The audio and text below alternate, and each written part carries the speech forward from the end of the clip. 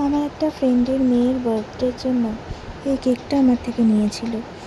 ও আমাকে বলে দিয়েছিল ওপরে ইউনিকর্ন যেন বসানো থাকে, আর বাকিটা তুই তোর মতো বুঝে করে দিস। আমিও নিজের মতো করে বানিয়ে ফেললাম। ভাবলাম একটা বাচ্চা মেয়ের জন্মদিনে বানাচ্ছি যখন, কেকটা যেন একটু কালারফুল হয়, সেরকমভাবেই বানানোটা ভালো।